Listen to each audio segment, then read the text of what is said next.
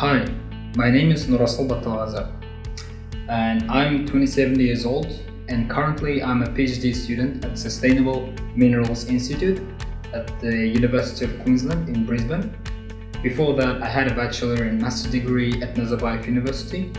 During my master degree at School of Mining and Geoscience, I was involved in different scientific research and industrial projects under the supervision of Dr. Nasser Madani, who enlightened me the world of geostatistics, who encouraged me and motivated to continue my research.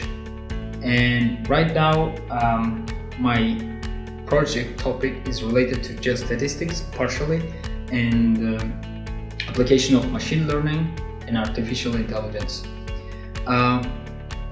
One of the facts about me is that I love swimming and boxing. Now, during my bachelor and master degree, I was participating in different championships, and I was 2 times the champion of my university, but the last one I lost.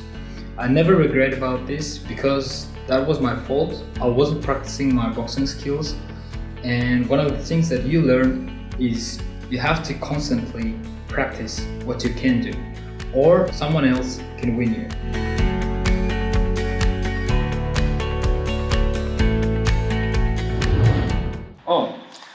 It's time to start.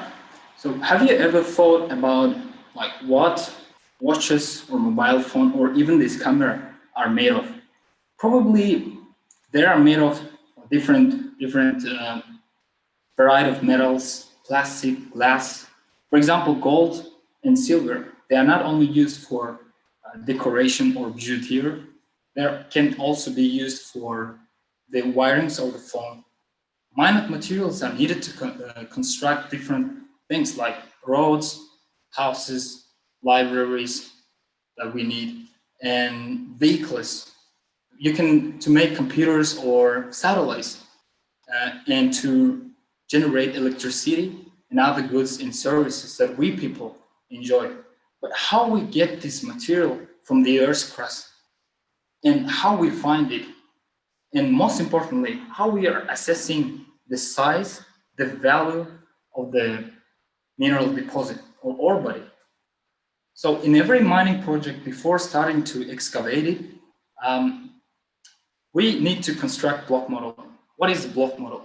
Block model is a specifically set of size particles, blocks, in which it contains information like grade content, like gram of gold per ton. So, and based on this block model, we are estimating the tonnage of the mineral and how it is distributed along the ore body. So the main problem of all mines is the reliability. To what extent your model is true.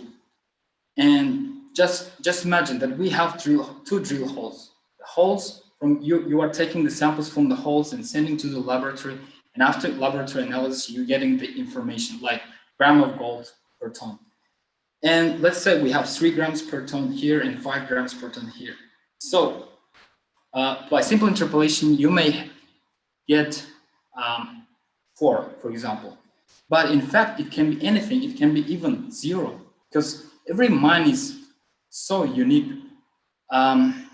So researchers and scientists trying to develop new methodologies like simulation methods, because it provides many outcomes for each block, and it will be very helpful for the decision making. Or they started to pay attention for the artificial intelligence and machine learning. So by using these methods, you can predict the unknown value. So development of these type of methodologies helps not only in better assessment or prediction or production, it may also help to discover other mineral deposits, or to work with old abandoned mines in which undiscovered materials may remain. And most importantly, it will help to work in more environmentally friendly way. Thanks. Thank you, Nurassyl. Well, that was a great presentation, and hopefully now there will be 1 to 3 questions from our judges to you.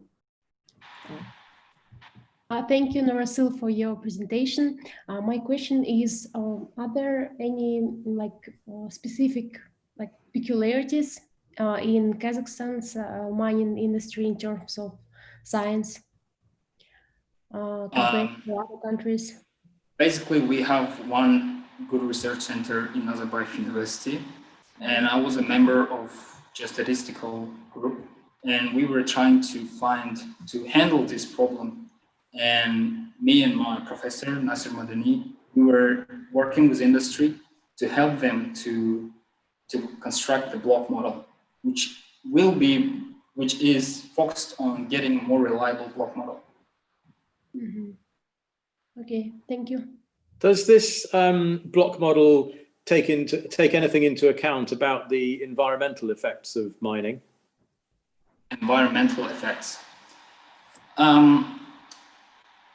So when you are getting samples, you may also get other informations like the characteristics of the earth, rock type, lithology, and many other information. So that you can, after that, you can analyze this data and to get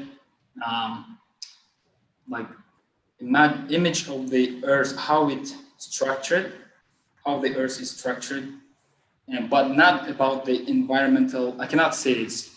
You can judge something from the drill holes and to say about environmental issues. But I think if we are, it is, I think for hydro geostatistics, they can use the same methodology to predict the emission of the emissions in the water content. Okay, thank you.